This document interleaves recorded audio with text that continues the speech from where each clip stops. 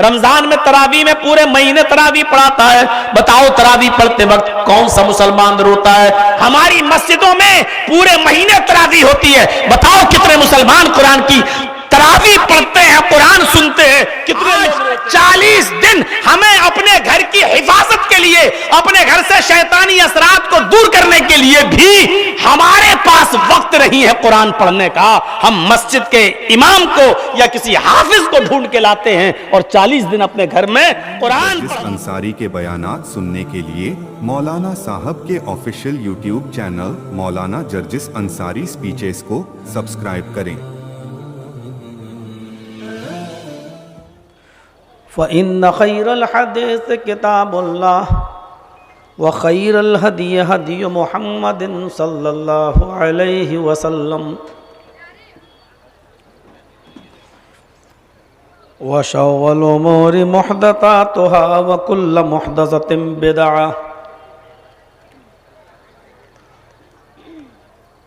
व कुल्लु बिदअतिन ज़लालह व कुल्लु ज़लालतिन फिन्नार। अऊज़ु बिल्लाहि मिनश शैतानिर रजीम। बिस्मिल्लाहिर रहमानिर रहीम। उतलु मा ऊहिया इलैका मिनल किताब व अक़िमिस सलाह इन्नस सलाता तन्हा अनिल फ़हशाइ वल मुनकर वलज़िक्रुल्लाहि अकबर वल्लाहु यअलमु मा तस्नऊन। रब्बिश्रह ली सदरी वयस्सिर ली अमरी वहलुल उक़दतम मिन लिसानी यफ़क़हू क़ौली।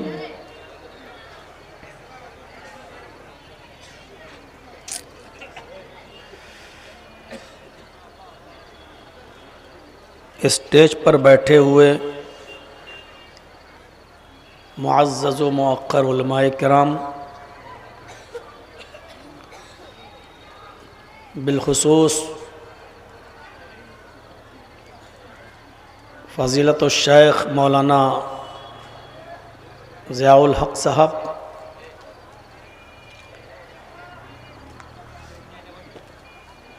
डॉक्टर जाबिर हुसैन साहब, मदरसे की कमेटी के प्रेसिडेंट, मदरसे के नाज़िम और मंजला डी और उसके इर्दो गिर्द से क़ुर्बो जवार से तशरीफ़ लाए हुए मुअज़्ज़ज़ सामईन हज़रात, पर्दा नशीन इस्लामी ख़वातीन, माँ और बहनों, बहुत ही खूबसूरत ये प्रोग्राम आपने यहाँ मुनाक़िद किया है। इसमें कोई शक नहीं कि आप और आपकी मदरसे की कमेटी ने बहुत ही उम्मीदों के साथ इस इजलास को यहाँ मुनाक़िद करवाया है। और ये मैं जानता हूँ कि मुझसे ये 22 फरवरी की डेट जो ली गई है, इसके लिए मदरसा कमेटी के नाज़िम को जनाब मौलाना अशरफ साहब को कहाँ कहाँ और कितने लोगों से बात करनी पड़ी और कितने लोगों को बीच में डालना पड़ा, मुझे इस बात का अंदाज़ा है। तब जाकर ये डेट मिली थी और बहुत ही अच्छा नज़्म व नस्ख़ आपने किया भी था, लेकिन इंसान कोशिशें करता है और उसके अंजाम को अल्लाह के सुपुर्द कर देता है।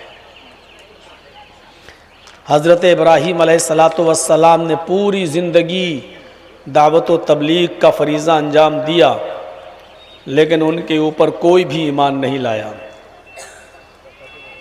हज़रत नूह अलैहिस्सलाम ने 950 साल तबलीग की, तो उनके ऊपर सिर्फ 80 लोग, 40 मर्द और 40 औरतें इस्लाम लाएंगी। कहने का मकसद ये है कि कोशिशें इंसान करता है और उन कोशिशों को बरूए कार अल्लाह की ज़ात लाती है। यकीनन आपने मेहनत की और आप उसके मुबारकबादी के मुस्तहिक भी हैं, लेकिन अल्लाह रब्बुल आलमीन को कुछ और मंजूर था और हल्की फुल्की बारिश और उसके क़तरात आए। बहुत से लोग चले भी गए और जलसा जिस तरीक़े पर होना चाहिए था बहरहाल उस तरीक़े से नहीं हो सका। फिर भी आप बैठे हैं यहाँ और पंडाल में जहाँ तक मेरी नज़र जा रही है आपकी अच्छी खासी तादाद अभी भी बैठी हुई है। मेरे भाइयों, डॉक्टर जाबिर साहब ने अभी आपके सामने खिताब किया और वक्त की नज़ाकत को देखते हुए मुख्तसर अंदाज में मगर जामे बातें आपके सामने की और उन्होंने सूरह अहज़ाब की आयत नंबर 35 से 10 औसाफ बताए हैं। ये मुसलमानों मोमिनों के अंदर ये वस्फ़ या औसाफ पाए जाने चाहिए और उन औसाफ को जिनके अंदर वो 10 सिफ़तें पाई जाएंगी अल्लाह रब्बुल आलमीन ने उनको मग़फ़िरत की खुशखबरी सुनाई है कि इनकी मग़फ़िरत है। मैंने जो आयत करीमा आपके सामने तिलावत की है उस आयत करीमा के अंदर अल्लाह तबारक व तआला ने 2-3 चीज़ों की तरफ इशारा किया है, वो भी हमारे लिए निहायत ही ज़रूरी है। पहली चीज़ बताई है तिलावत कुरान पाक, दूसरी चीज़ बताई है इकामत सलात और तीसरी चीज़ बताई है ज़िक्र इलाही। आज मैं आपको थोड़ा सा इस चीज़ से जोड़ने की कोशिश करूंगा कि अल्लाह रब्बुल आलमीन ने इस आयत के अंदर तिलावत कुरान का जो हुक्म दिया है उसका मकसद क्या है, इकामत सलात का जो हुक्म दिया है उसका माना क्या है और ज़िक्र इलाही से क्या मतलूब है। उतलु मा ऊहिया इलैका मिनल किताब। पहले इसके तर्जमे पर गौर कीजिए। आए मोहम्मद सल्लल्लाहु अलैहि वसल्लम, आप तिलावत कीजिए उस किताब की जो आपकी तरफ वही की गई, जो आपकी तरफ नाजिल की गई, यानी कुरान की। जहन बनाइएगा, अल्लाह ने कुरान पढ़ने का हुक्म नहीं दिया बल्कि तिलावत का हुक्म दिया है। तिलावत किसको कहते हैं और कुरान का पढ़ना क्या है, आज ये समझाने की कोशिश करूंगा मुख्तसरन। फिर दूसरी जगह अल्लाह ने कहा, दूसरा टुकड़ा, व अक़िमिस सलाह, नमाज कायम करो। यहां भी अल्लाह ने यह नहीं कहा कि नमाज पढ़ो, अल्लाह ने कहा नमाज कायम करो। नमाज का पढ़ना क्या होता है और नमाज का कायम करना क्या है, आज मुख्तसरन इख्तिसार के साथ मैं इसको भी बताने की कोशिश करूंगा। हम नमाज पढ़ते हैं या कायम करते हैं, हम कुरान पढ़ते हैं या तिलावत करते हैं। और तीसरी चीज़ अल्लाह ने फरमाई वाला ज़िक्रुल्लाहि अकबर, अल्लाह का जिक्र बड़ी बुलंद चीज़ है, बहुत बड़ी चीज़ है।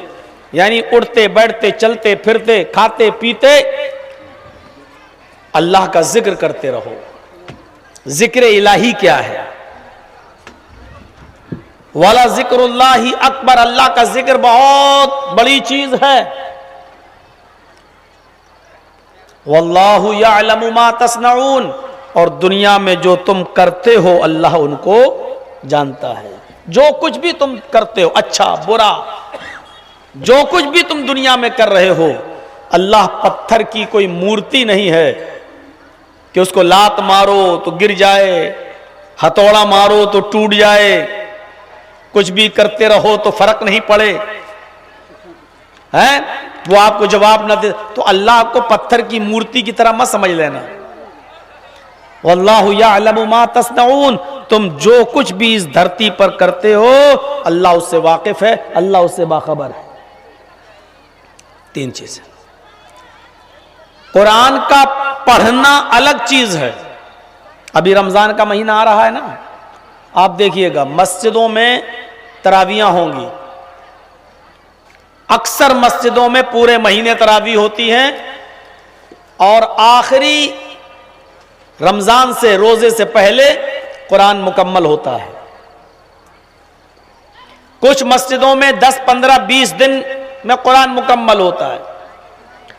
और बहुत से लोगों को, जो ऑफिस वाले होते हैं, जो ड्यूटी वाले होते हैं, जो सर्विस वाले होते हैं, जिनको पूरे महीने मस्जिद में नहीं आना है, तो वो किसी किराए के ठेकेदार को, किसी किराए के टट्टू को, किसी हाफिज को एक दिन के लिए बुक कर लेते हैं और इशा की नमाज के बाद उससे कहते हैं तुम्हें तरावी पढ़ाना है और सुबह सहरी से पहले पहले पूरा कुरान पढ़ लेना है और हम तुम्हारे पीछे आज की रात जाग लेंगे, कुरान सुन लेंगे और उसके बाद पूरे महीने हमें भी छुट्टी मिल जाएगी और तुम्हें भी छुट्टी मिल जाएगी। और वो बेचारा हाफिज जो किराए पर बुक होकर आता है वो फिर कुरान पढ़ना शुरू करता है।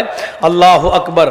और गैरिल मग़दूबि अलैहिम वलज़ालिन तक गाड़ी सही चलती है, उसके बाद फिर वो अपनी स्पीड जो बढ़ाता है अलिफ लाम मीम के बाद ज़ालिकल किताबु ला रैब फ़ीहि हुदल लिल-मुत्तक़ीन अल्लज़ीना युमिनूना बिल गैब व युक़ीमूना स-सलाता व मिम्मा रज़क़नाहुम युनफ़िक़ून वल्लज़ीना युमिनूना बिमा उन्ज़िला इलैका व मा उन्ज़िला मिन क़ब्लिक।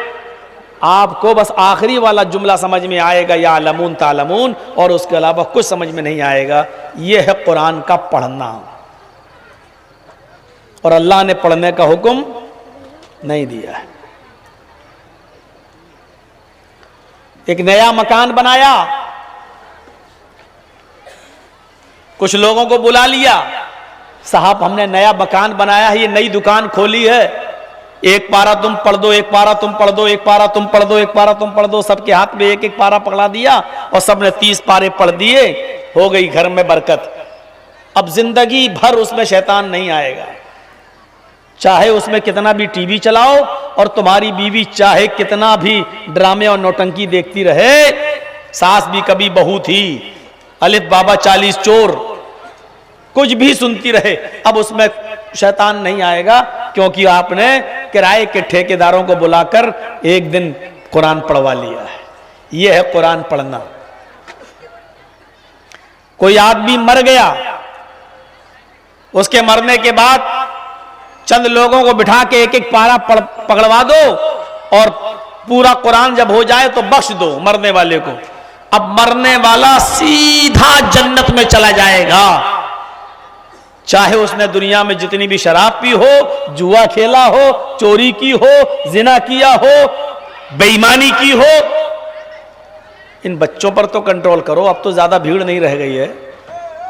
इन रजाकार लोगों, इनसे कहो कि ये तो जाए, शोर न करो।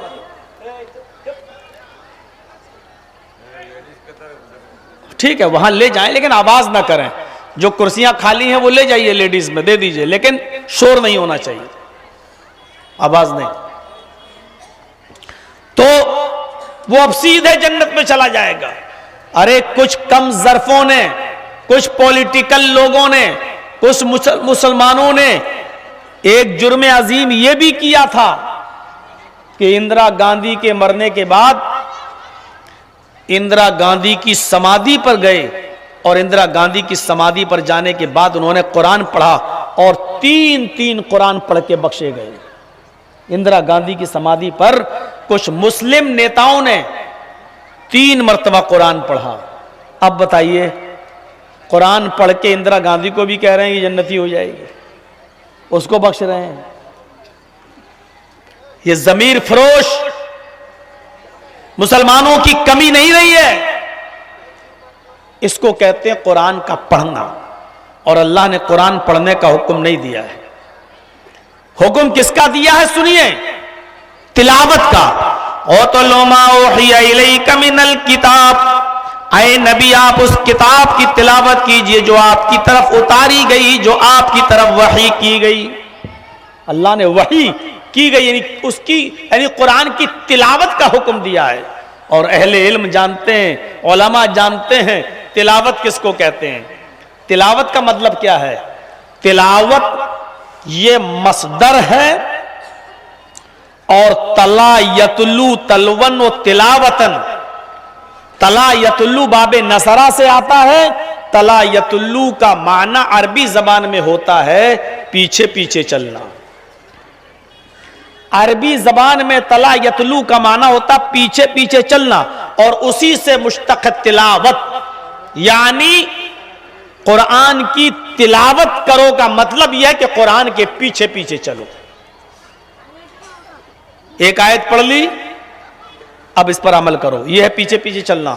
दूसरी आयत पढ़ी, उसके पीछे यानी अमल करो। तीसरी आयत पढ़ी, उस पर अमल करो। चौथी आयत पढ़ी, उस पर अमल करो। कुरान को समझो ज्यादा और पीछे पीछे चलो। और जो बच्चा अपनी मां के पीछे पीछे चलता है वो खतरनाक जानवरों और दरिंदों चरिंद से महफूज रहता है। आप देख लीजिए जंगल में, देख लीजिए एक मुर्गी अंडों पर बैठती है और जब उससे बच्चे पैदा होते हैं, निकलते हैं, तो मुर्गी जहां जाती है अपने बच्चे अपने पीछे पीछे ले जाती है। और जब कोई बिल्ली को देखती है तो वही मुर्गी पर फैलाकर अपने बच्चों को अपने अंदर समेट लेती है। जो बच्चे अपनी मां के पीछे पीछे चलते हैं वो महफूज रहते हैं। हम और आप कुरान के पीछे पीछे चलेंगे, महफूज रहेंगे तमाम दुनिया की शर पसंद और बदकमाश कौमों के शुरूर और फितन से, उनके शर और फसाद से हम महफूज रहेंगे इंशाअल्लाह। लेकिन उसके लिए शर्त क्या है? हमें कुरान के पीछे पीछे चलना। अल्लाह हम सबको हज की या उम्रे की तौफीक अता फरमाए। आप जाइएगा तो अरब के अंदर एक बच्चा है ऊंटनी का। अरब उस ऊंटनी के बच्चे को तिल्व कहते हैं। तिल्व, हाजा तिल्वन। जानते हो ये तिल्व कौन सा बच्चा होता है? थोड़ा सा इधर तवज्जो दे दीजिए। मैं जानता हूं एक तो बारिश हो गई है और दूसरी फिर रात का इस वक्त 12:30 से ज्यादा हो गया, 1:45 बजने वाला है। जब बारिश हो रही थी तो मैं सोच रहा था कि चलो अब हमको जल्दी टाइम दे देंगे 10 साढ़े 10 बजे के आसपास, लेकिन जो टाइम आपने बताया था वही टाइम बारिश होने के बाद भी दिया। तो मैंने सोचा बारिश होने का फिर फायदा क्या हुआ। हमसे कहा था 1 बजे हम आपको टाइम दे देंगे, और यहां स्टेज पे आते आते फिर सब 12 सवा 12 बजे जब टाइम मिला तो थोड़ा ही तो पहले मिल गया। तो मेरे भाइयों फिर भी आप अभी तक जमे हैं तो थोड़ा सा सुन लीजिए। तिल्व अरब में उस ऊंटनी के बच्चे को कहते हैं अरब के लोग जो बच्चा अपनी मां के पीछे पीछे चलता है। ऊंटनी जिस जंगल में, उसका बच्चा मां के पीछे पीछे, वो जहां जा रही है बच्चा वहां, जिस झाड़ी में गई बच्चा वहां, जिस पहाड़ी पर गई उसका बच्चा वहां। अरब ऊंटनी के इस बच्चे को कहते हैं हाजा तिल्व। ये तिल्व है यानी अपने मां के नक्शे कदम पे चलने वाला, अपने मां के पीछे पीछे चलने वाला। अरब इस बच्चे को क्या कहते हैं? तिल्व। अपने मां की फरमा बरदारी करने वाला, अपने मां के कदम पर चलने वाला, अपने मां के नक्शे पा पे चलने वाला, अपने मां के नक्शे कदम पे चलने वाला। उस बच्चे को अरब क्या कहते हैं? तिल्व। उसी तिल्व से बना है तिलावत। जिस तरह ऊंटनी का बच्चा अपनी मां के पीछे पीछे चलता है और वो खतरनाक जानवर शेर और भेड़िए जैसे खतरनाक जानवरों से महफूज रहता है, उसी तरीके से तुम कुरान की तिलावत करोगे तो दुनिया की सारी कौमों के शर से और उनके फितने से महफूज रहोगे। हम तुम्हारी हिफाजत फरमाएंगे। जैसे वो तिल्व है उसी तिल्व से बना है तिलावत, यानी तिलावत करने वाला भी महफूज रहता है दुनिया के फितनों से। इसका एक मतलब यह हुआ कि आज हम महफूज नहीं हैं, इसका मतलब यह है कि हम तिलावत नहीं करते हैं। मफहूम मुखालिफ निकालना सीखिए। उसूल फिक़ह की किताबों में भरा पड़ा है, उल्टा मफहूम निकालने की कोशिश कीजिए।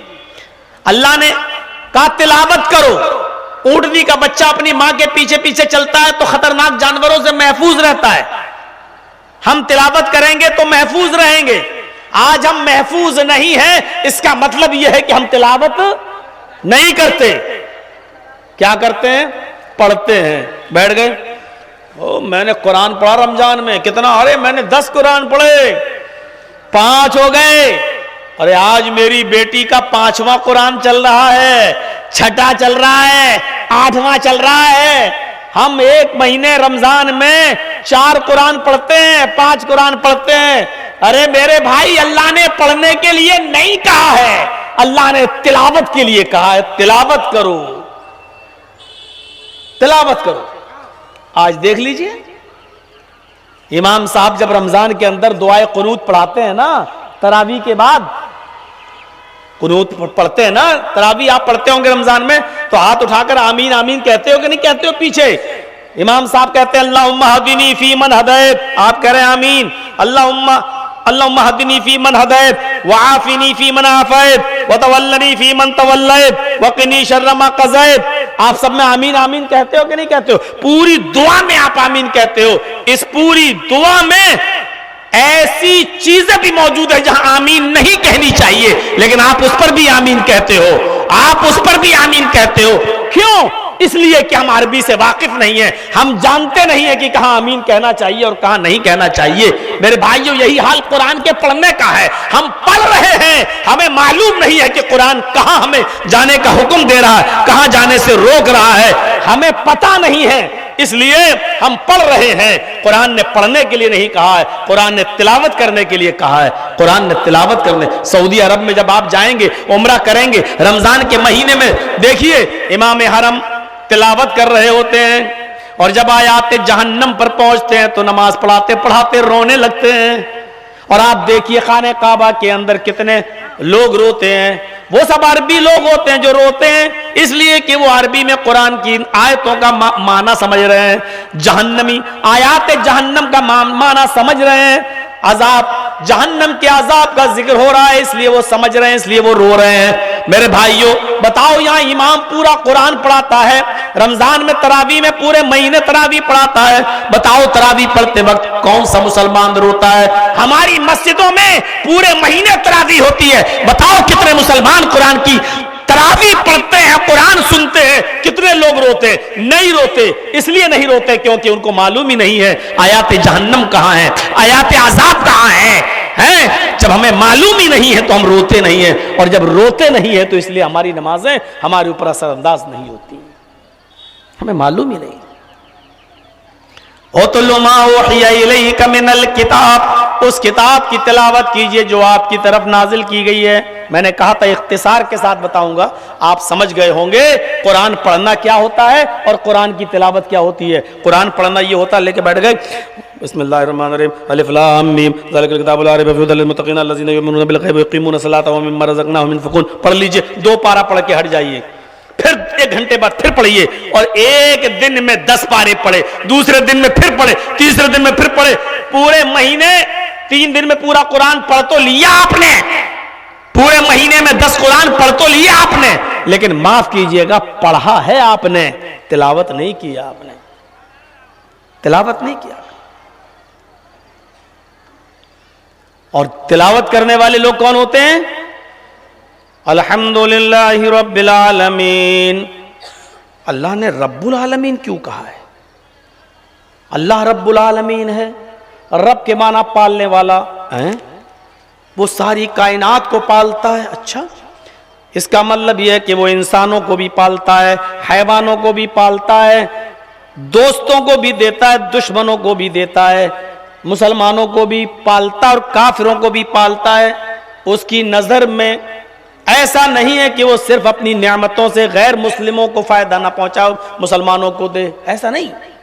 परवरिश का मतलब सबकी। ये सूरज निकलता है तो इसकी रोशनी सिर्फ मुसलमानों को नहीं मिलती है, हिंदुओं के खेत में भी जाती है, सिखों के खेत में भी जाती है, ईसाइयों के और यहूदियों के खेत में भी जाती है। आसमान से जब बारिश होती है तो हिंदुओं, मुसलमानों, सिखों और ईसाइयों सबके खेत से अनाज पैदा होता है। वो खिलाता है तो सबको खिलाता है। ये चीज तो हमें ये बतला रही है कि इंसानियत के नाते किसी पर जुल्म नहीं होना चाहिए। जब अल्लाह की नजर में जुल्म, अल्लाह किसी पर जुल्म नहीं करता तो हमें भी नहीं करनी चाहिए, हमें भी मदद करनी चाहिए, चाहे वो हिंदू हो या मुसलमान, सिख हो या ईसाई। हम ये सबक मिलता है। अब जो कुरान की तिलावत करेगा वो सोचेगा कि रब्बुल आलमीन का माना क्या है। हजरत इब्राहीम अलैहिस्सलाम ने एक बूढ़े मजूसी को अपने दस्तरखान पे खाना खिलाया, बैठो खाना खाओ, और जैसे ही उसने लुकमा उठाया और कहा बिस्मिल्लाह, आग के नाम से शुरू करता हूं, इब्राहीम अलैहिस्सलाम ने खाने का लुकमा पकड़ा, है वो रख रख रख दस्तरखान पे रख, ये लुकमा, ये खाना मेरे रब ने, मेरे अल्लाह ने दिया है, इस पर नाम मेरे अल्लाह का लिया जाएगा, आग का नाम लेते हो? उसने कहा मैं तो आग की पूजा करता हूं, मेरा खुदा तो आग है, मैं आग का नाम लेके खाऊंगा। इब्राहीम अलैहिस्सलाम ने कहा तो जाओ आग से मांग लो, ये खाना मेरे रब ने दिया है, हम तुम्हें नहीं देंगे, अगर खाना है तो मेरे खुदा का नाम लो।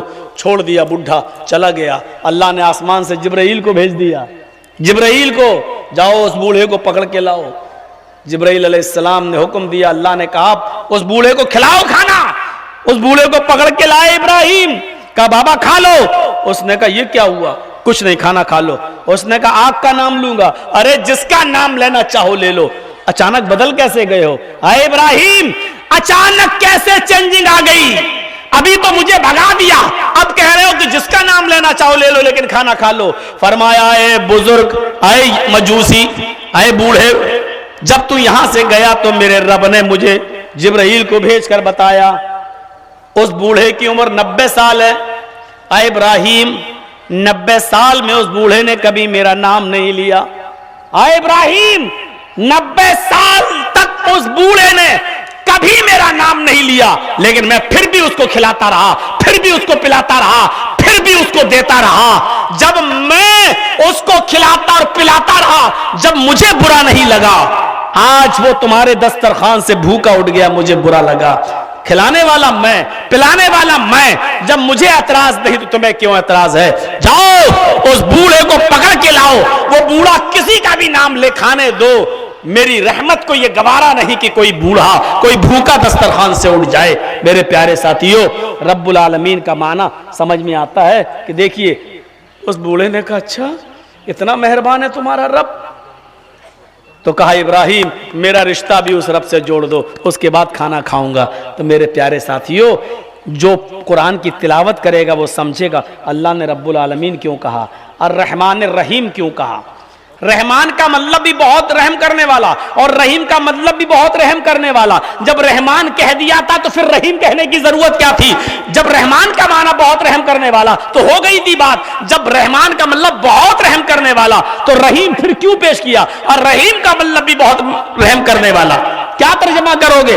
अर्रहमान रहीम, जो बड़ा ही रहम करने वाला, बहुत ही बड़ा मेहरबान है। दोनों का माना तो एक है, तो जब रहमान कह दिया तो रहीम की जरूरत क्या है? सोचोगे, इसी को कहते हैं तिलावत, यानी कुरान के पीछे पीछे चलो।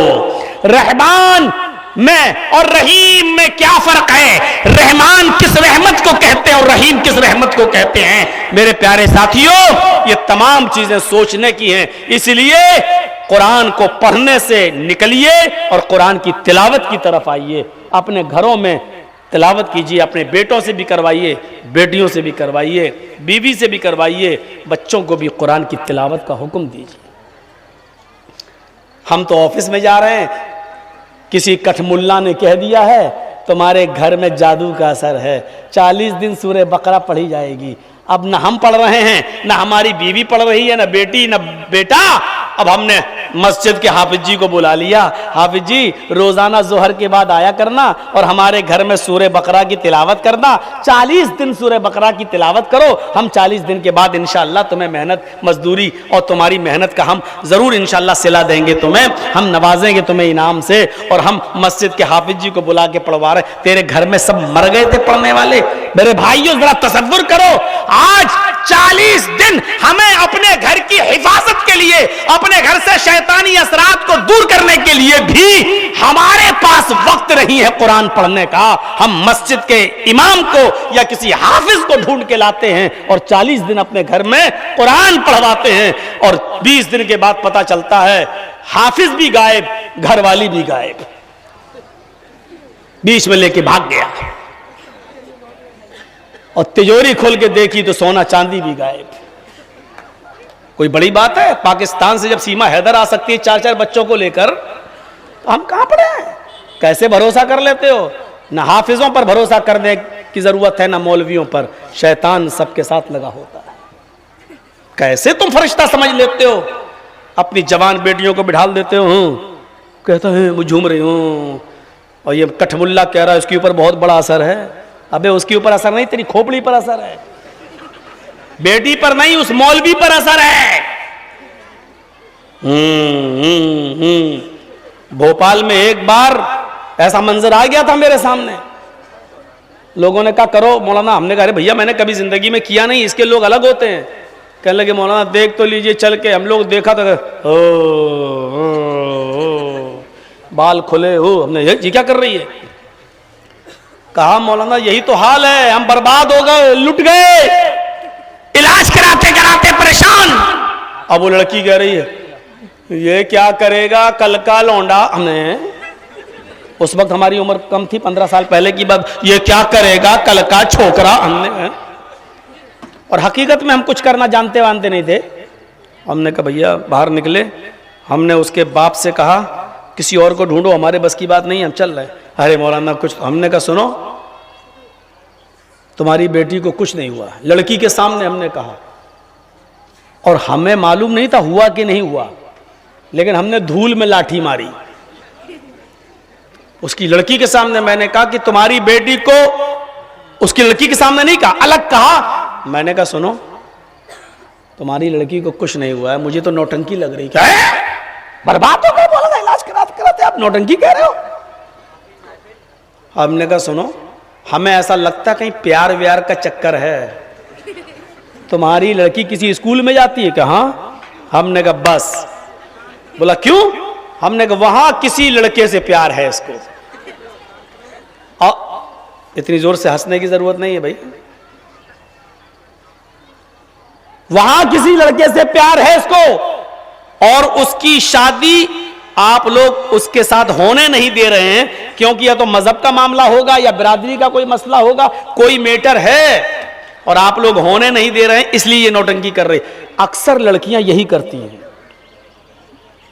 जो लोग अपने बेटियों से, बेटों की बात नहीं कर रहा हूं, अपनी लड़कियों से परेशान हैं, तो जरा मौलाना जर्जीस की बात भी मानकर देख लेना। मैं आपको सही बतला रहा हूं, ये अक्सर प्यार मोहब्बत का। मौलवी आपको बेवकूफ बनाएगा। मौलवी क्या कहेगा मालूम है? जिन्नात का असर है। क्यों? अरे खूबसूरत लड़कियों पर जिन्नात आते हैं, जिन्नात उनसे शादी करना चाहते हैं। अबे मौलवी तेरी खोपड़ी में क्या भैंस का गोबर भरा है? सिर्फ मुसलमानों की लड़कियां ही खूबसूरत हैं। ये ताजमहल घूमने के लिए जितनी अंग्रेज औरतें आती हैं स्कर्ट पहनते हुए, बाल खुले हुए, लिपस्टिक लगाए हुए, और फिल्मी दुनिया में जितनी हीरोइनें, इनके ऊपर तो कभी कोई जिन्नात नहीं आया है। सिर्फ ये सारी खूबसूरती मुसलमान लड़कियों के ऊपर है। हमें बेवकूफ समझते हो? ऐसे मौलवी बेचारे जिस स्कूल से पढ़ते हैं ना, हम उस स्कूल के हेडमास्टर रह चुके हैं। ये हमें बेवकूफ बनाते, खूबसूरत है इसलिए इनके ऊपर जिन्नात आ जाते हैं। खूबसूरत लड़कियां सिर्फ मुसलमानों के घरों में, गैर मुस्लिमों के घरों में नहीं है, अंग्रेजों में नहीं है। ये घूमने आती है दिल्ली, बंबई का ताज होटल, आगरे का ताजमहल, दिल्ली का कुतुब मीनार है, दिल्ली का लाल किला, ये सब जो घूमने आ रही हैं, इन औरतों के ऊपर तो हमने कभी नहीं देखा कोई जिन्नात हो। हमारी लड़कियां ही लगता है जन्नत से उतारी हुई हूर है, इसलिए आ जाते हैं उनके ऊपर जिन्नात। तो हमने उस लड़की के सामने कहा चलो अभी देखो तजर्बा करके देखता हूँ, हो सकता है देखें। तो अब लड़की कहते ओ ये आया है कल का छोकरा, ये क्या दूर करेगा, हट। हमने अरे इसके ऊपर तो बहुत बड़ा वाला है। देखिए अब हमने उसके सामने नौटंकी की। मैंने कहा अरे ये तो बहुत बड़ा खतरनाक है। हमने कहा तेल लाओ, 1 किलो सरसों का तेल मंगाया, कढ़ाई पे रखा, उस लड़की के सामने स्टोव जलवाया। पहले स्टोव चलते थे, गैस चूल्हे तो अब आए हैं। स्टोव जलवाया और कढ़ाई में तेल जब खौलने लगा, उबलने लगा, फेना देने लगा, तब मैंने लड़की के भाइयों से कहा कि अपनी बहन के हाथ पैर पकड़ो। क्यों पकड़ो? कस के उन लोगों ने पकड़ा और मैंने वो खौलता हुआ तेल कटोरी में लेकर चिमटे से पकड़ के मैंने कहा इसका चेहरा इधर लाओ, इसके कान में ये डालूंगा खौलता हुआ तेल। बोले क्यों? मैंने कहा वो शैतान जो इसके अंदर घुसा हुआ है, जो जिन्नात, वो कान के रास्ते से ही बाहर निकलेगा। जब कान में डालेंगे तो इस कान से या नाक से या आंख से बाहर निकलेगा। ये तेल खौलता हुआ कान में डाला जाना जरूर, पकड़ो जल्दी ठंडा हो जाएगा। खौलता हुआ तेल जो मैं लेके आगे बढ़ा और जब उस लड़की ने देख लिया बचने का कोई रास्ता नहीं, तो कहती है हट, हमें कुछ नहीं हुआ, हट हट। कैसा मौलवी हमारे कान फाड़ने आ गया, हमारी जिंदगी बर्बाद करना चाह, अरे हमें कुछ नहीं हुआ है। मैंने कहा सच बता ये कब से ये हरकत कर रही है? तब उसने कहा 2 साल से। और बात वही निकली, एक क्रिश्चियन लड़का था, एक ईसाई लड़का था जिससे वो प्यार करती थी। उसने कहा मेरे बाप वहां शादी नहीं होने दे रहे, इसलिए हमने ये ड्रामा करना शुरू किया ताकि ये मान जाए। नौटंकियां अपने घरों से शुरू हो रही हैं। हम समझते हैं नहीं, बहुत भरोसा है हमें अपने घर की बेटियों पर।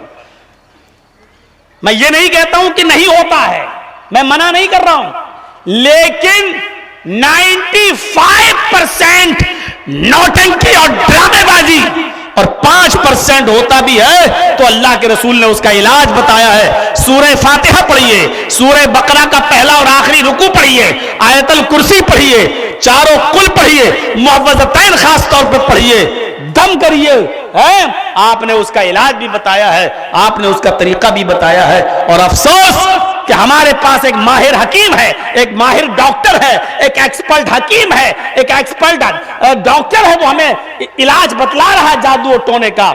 लेकिन आज हम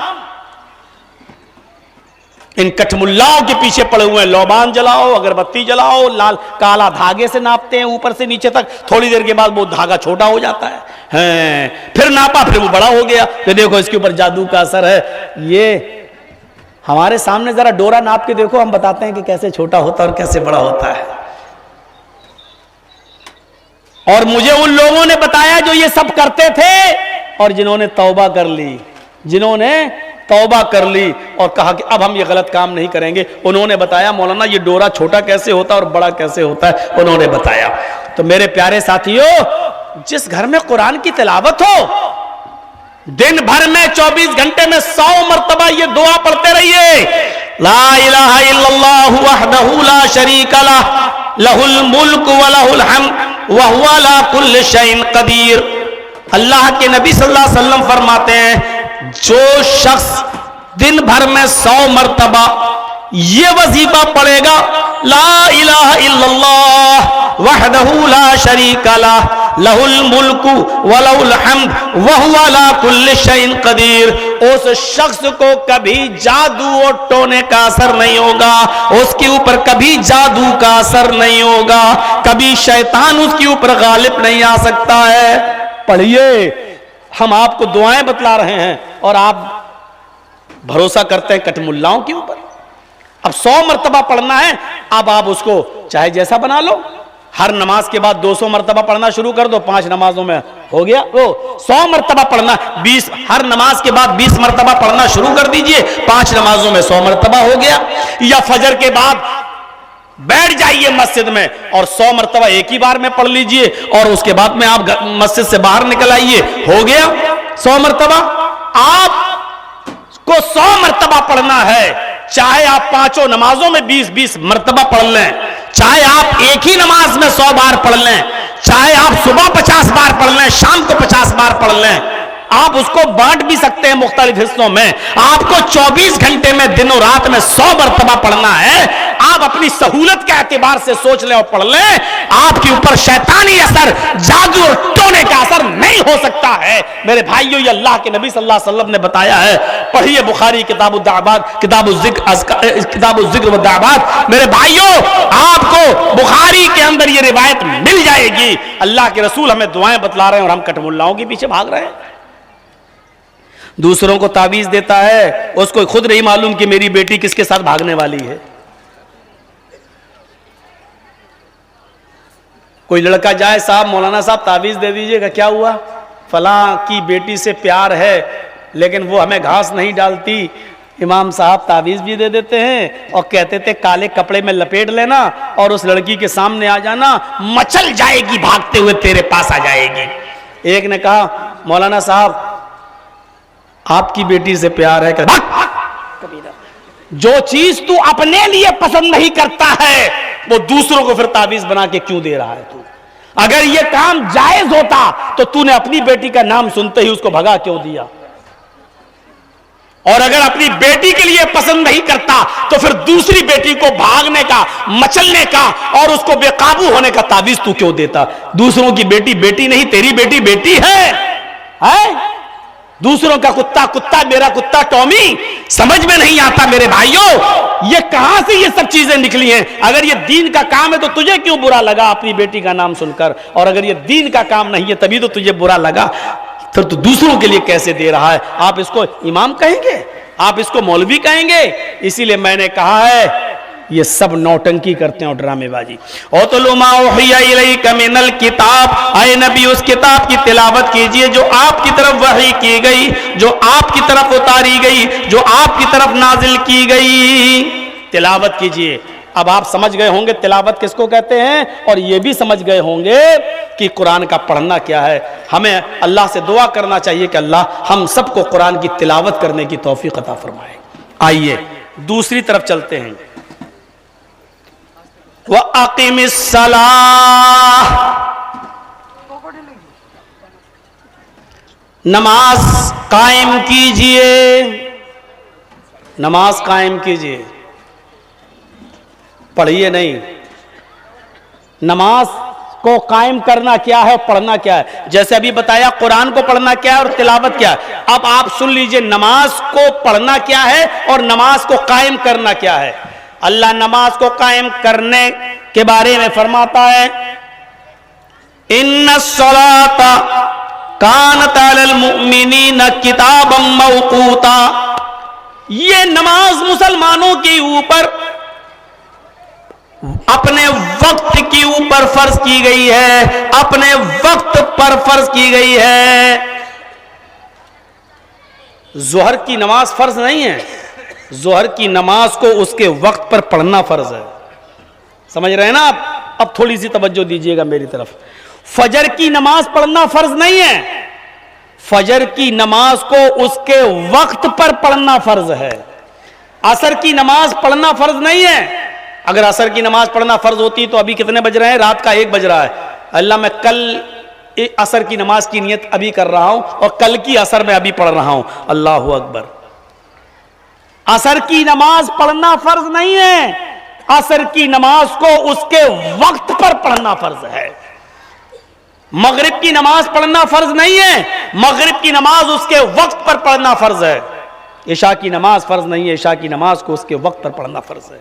हाँ, सफर में हैं अगर आप तो अल्लाह के रसूल ने हमें इजाजत दी है, हम जोहर और असर दोनों को एक साथ पढ़ सकते हैं। चाहे तो जोहर में ही असर मिला लीजिए या असर के टाइम पर जोहर असर दोनों पढ़ लीजिए, या जोहर को बेहतर और अफजल है जोहर को थोड़ा लेट कर दें और असर को थोड़ा पहले कर लें और दोनों को मिलाकर आप पढ़ लें। आपको शरीयत इजाजत देती है, लेकिन 2 नमाजें जोहर असर एक साथ पढ़ सकते हैं, मगरिब और इशा एक साथ पढ़ सकते हैं। मगरिब और इशा, यही कंडीशन मगरिब और इशा में भी है। मगरिब में ही इशा पढ़ लें या इशा में मगरिब और इशा दोनों पढ़ लें, या मगरिब को थोड़ा ताखीर कर दें और इशा को थोड़ा पहले कर लें और दोनों नमाजों को मिलाकर पढ़ लें जब आप सफर में हो तब, या बारिश हो रही हो और रुकने का नाम न लेती हो और खदशा है कि ये बारिश मगरिब के टाइम हो रही है, ईशा तक बंद नहीं होगी, तो आप मगरिब ही में मस्जिद में ईशा भी जमात के साथ पढ़ सकते हैं। कोई मुमानियत नहीं और जवाज की दलीलें मौजूद हैं, इसमें कोई शक की बात नहीं है। लेकिन दो ही नमाजें हैं, जोहर असर एक साथ, मगरिब और ईशा एक साथ। अब आप चाहें असर और मगरिब एक साथ पढ़ लें तो नहीं पढ़ सकते हैं, आप चाहें ईशा और फजर एक साथ पढ़ लें तो नहीं पढ़ सकते हैं, आप चाहें कि फजर और जोहर एक साथ पढ़ लें तो नहीं पढ़ सकते हैं। इतना याद रखिएगा, फजर और जोहर एक साथ नहीं होगी, असर और मगरिब एक साथ नहीं होगी। समझ रहे हैं ना आप? सिर्फ जोहर और असर एक साथ, मगरिब और ईशा एक साथ, ईशा और फजर एक साथ नहीं, फजर और जोहर एक साथ नहीं, असर और मगरिब एक साथ नहीं, जोहर और असर एक साथ, मगरिब और ईशा एक साथ। सिर्फ सफर में या मजबूरी में इजाजत दी है, इसके अलावा कोई रास्ता नहीं है। अब सुनिए पढ़ना क्या है। ईशा की अजान हो रही है या मगरिब की अजान हो रही है, आवाज हमारे कानों में जा रही है, अल्लाहु अकबर अल्लाहु अकबर। हमें मालूम है कि मगरिब के बाद फौरन जमात खड़ी हो जाएगी, लेकिन यहां इंडिया और ऑस्ट्रेलिया का मैच आ रहा है। सुनिए, 2 ओवर 3 ओवर बाकी रह गए हैं। हमने सोचा चलो यार मैच तो रोज रोज नहीं आता है, मगरिब बाद में पढ़ लेंगे। अब आप उस 2 ओवर को पूरा देखने के लिए रुक जाते हैं, अजान की आवाज सुनने के बाद भी, ये जानते हुए भी कि 2 ओवर जब तक खत्म होंगे हमारी जमात निकल जाएगी। इसके बाद जानबूझकर आप नमाज छोड़ रहे हैं और पूरा ओवर देखने के बाद अब आप मस्जिद में जाते हैं, जमात खत्म हो चुकी है, वुजू बनाते हैं और आप नमाज पढ़ रहे हैं। यह है नमाज पढ़ना। आपने नमाज कायम नहीं की है, आपने नमाज पढ़ी है। आपके ऊपर मगरिब की नमाज पढ़ना फर्ज नहीं था, मगरिब की नमाज को उसके वक्त पर पढ़ना फर्ज था। आपने वक्त पर नमाज नहीं पढ़ी, आपने वक्त निकल जाने के बाद जानबूझकर वक्त निकाल देने के बाद आपने नमाज पढ़ी है। यह नमाज पढ़ना तो हो गया, लेकिन नमाज कायम करना नहीं हुआ। समझ गए? हम कुरान लेके बैठ गए और एक ही दिन में पूरा कुरान पढ़ लिया। हमने कुरान पढ़ तो लिया, लेकिन कुरान की तिलावत नहीं हुई। हमने नमाज पढ़ तो ली, लेकिन ये नमाज पढ़ना हुआ, नमाज का कायम करना नहीं। शिया लोग नमाज पढ़ते ही तो हैं, नमाज कायम नहीं करते हैं। क्या करते हैं वो शिया हजरात? 5 वक्त की नमाज एक ही टाइम में पढ़ लेते हैं, खड़े अल्लाह, बल्कि वो एक हफ्ते की भी इकट्ठी पढ़ लेते हैं, 1 हफ्ते तक छुट्टी मिल जाएगी। और उनके यहाँ सुन्नतें नहीं हैं। मेरे बहुत करीबी दोस्त हैं, मैं लखनऊ में रहता हूँ इस वक्त, और लखनऊ शियों का गढ़ है। मेरे 5-6 लोग, 5-6 साथी बहुत दोस्त हैं लखनऊ में, शिया हजरात। कभी कभी उनके साथ चाय वाय भी पीना होता है। भाई अब रहते हैं तो जाहिर बात है कि उनसे दुश्मनी तो नहीं रखी जा सकती है, पड़ोस में है, चाय भी पीते। उनके यहाँ सुन्नतें नहीं है, वो हमें बताते हैं। हम लोग सुन्नतें कहाँ पढ़ते हैं? हमारे यहाँ फजर भी 2 रकात है, जोहर भी 2 है, असर भी 2 है, मगरिब भी 2 है, ईशा भी। पढ़ते 5 टाइम की, लेकिन सारी नमाज वो 2-2 रकात पढ़ते हैं। और इतनी बड़ी गिट्टी पर, जिसको वो सिदका बोलते हैं, सिदका, उस पर सर रखते हैं, यानी मिट्टी का वो होता है, और करबला की वो मिट्टी होती है, उस मिट्टी का इतना बड़ा टोकन सा बना होता है, जिसको सिदका बोलते हैं, उसको वो जमीन पर रखकर उस पर सजदा करते हैं। वो कहते हैं कि इस जमीन पर हमारा सजदा नहीं होगा, करबला की मिट्टी पर हमारा सजदा होगा। तो वो करबला की मिट्टी से सिदका बनता है और उस पर वो सजदा करते हैं। तो वो कहते हैं हम 2 ही 2 रकात, हमारे यहाँ सुन्नतें नहीं है। तो वो क्या करते हैं? 2 जोहर, 2 असर, 2 मगरिब, 2 ईशा, 2 फजर पढ़ना ही है उनको। तो वो क्या करते हैं? 10 रकात हो गई, 5 वक्त की नमाज में 10 रकात, तो 10-10 करके वो 50 पढ़ लेते हैं, बोले 5 दिन की हमने पढ़ ली। कभी 70 पढ़ लेते हैं, बोलते 1 हफ्ते की हमने पढ़ ली।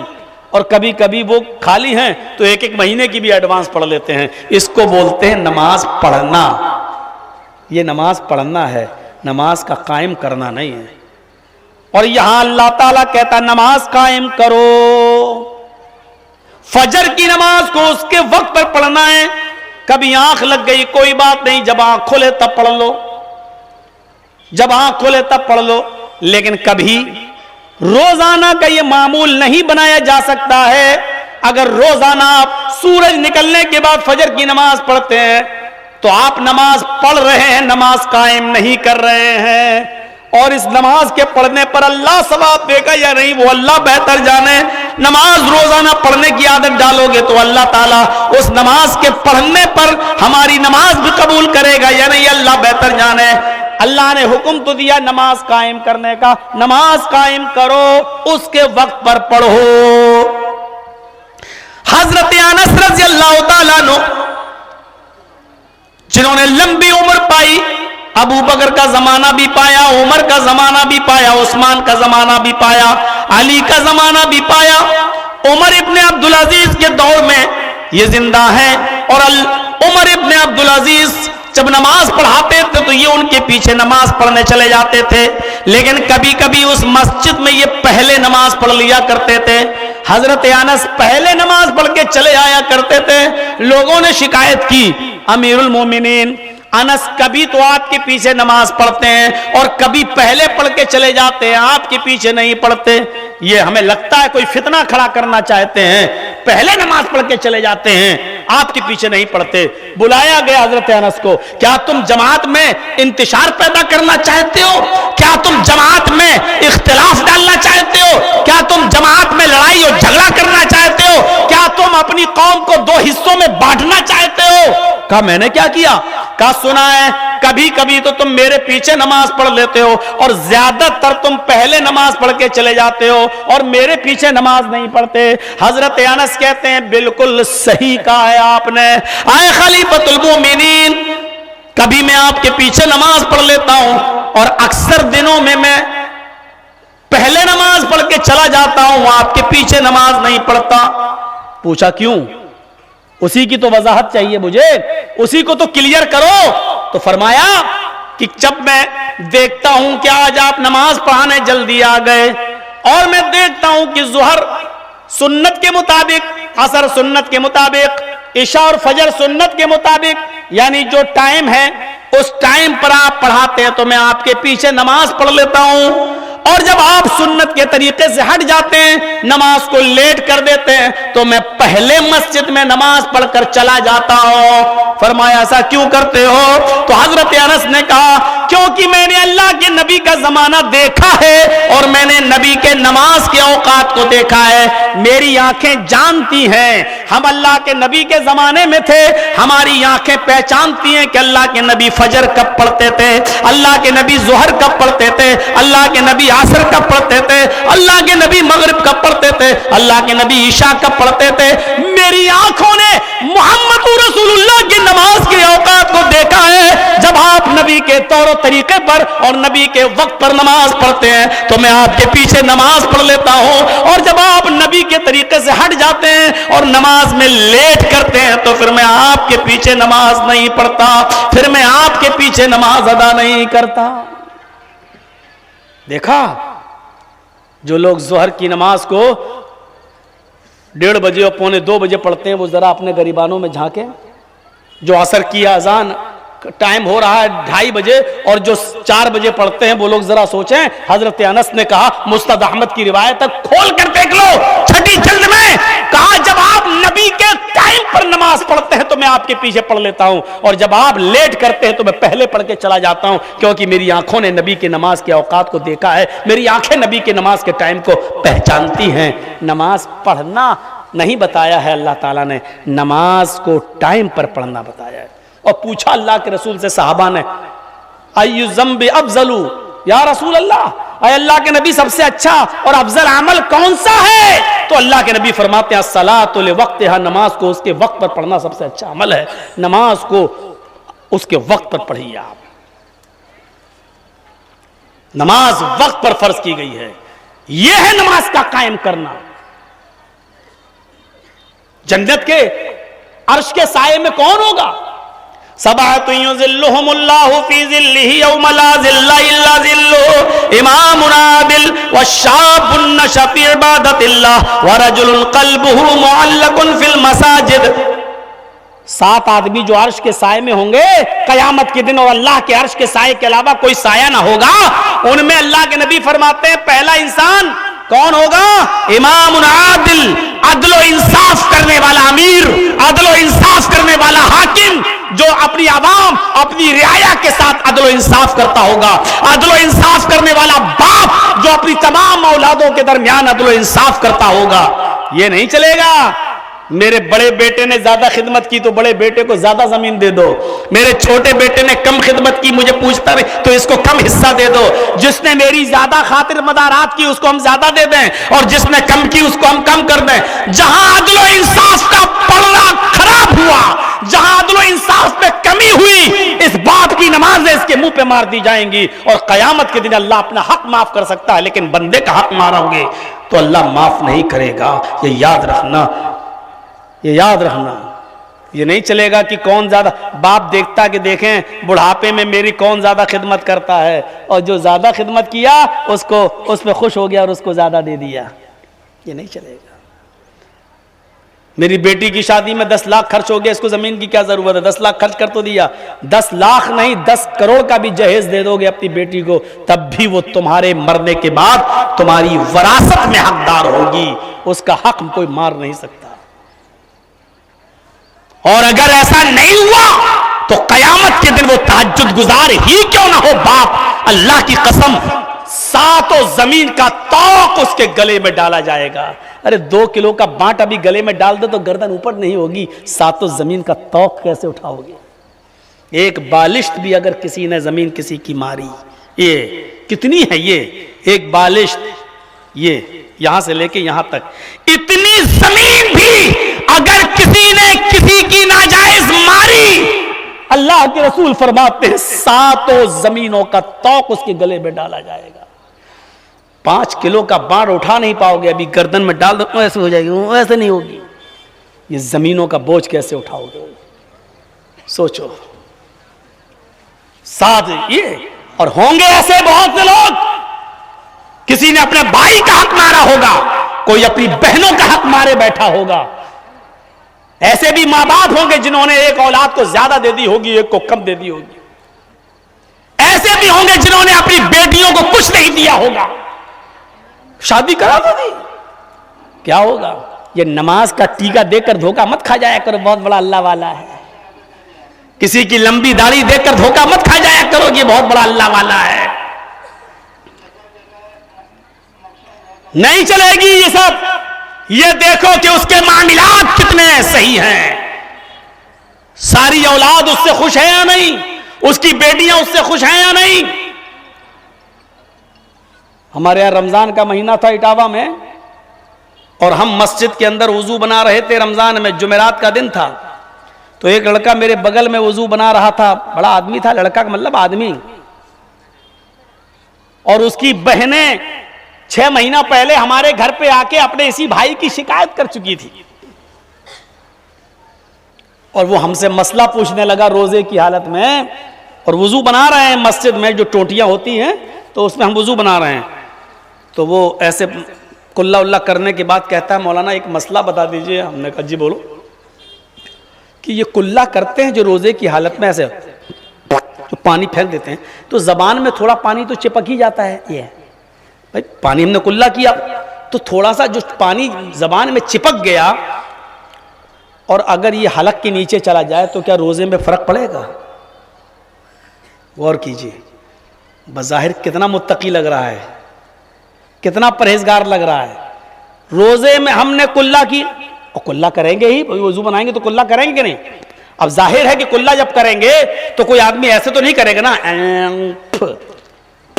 दांतों से रगड़ रगड़ के पानी तो नहीं फेंकेगा ना। तो अब जो पानी जबान में लग गया अगर वो थूक के साथ निकलकर वो पानी भी हलक में चला जाए तो उससे रोजे पर कोई फर्क नहीं पड़ता। ये सही हदीस है, ना उस पर हमारा मुआवजा होगा। कुल्ला करने का हुक्म दिया, हमने कुल्ला किया, हां मुंह का पानी हलक के नीचे हमने नहीं उतारा, लेकिन अब जबान में जो चिपक गया वो हलक में चला जाए या थूक हमने निकल लिया वो, तो उस पर कोई फर्क नहीं है। तो वो पूछ रहा है कि रोजे पे कोई फर्क पड़ेगा। मैंने कहा बेटा आज जुमरात है, कल जुमा है, मैं खुतबा यहीं दूंगा शाही जामा मस्जिद में इटावा में, ये मसला कल बताऊंगा। तो दूसरे दिन वो नहा धो के अगली सब में पहले बैठा है आके कि आज मौलाना बताएंगे। तो हमने 20 मिनट तो इधर उधर की तकी रोजे की फजीलत अजील पर बयान करके आगे बढ़ाई बात। कहा कि कल एक साहब ने मसला पूछा, मैंने नाम नहीं लिया, मैंने कहा कल एक साहब ने मसला पूछा। भैया तुम ही तकरीर कर लो या हमें करने दो।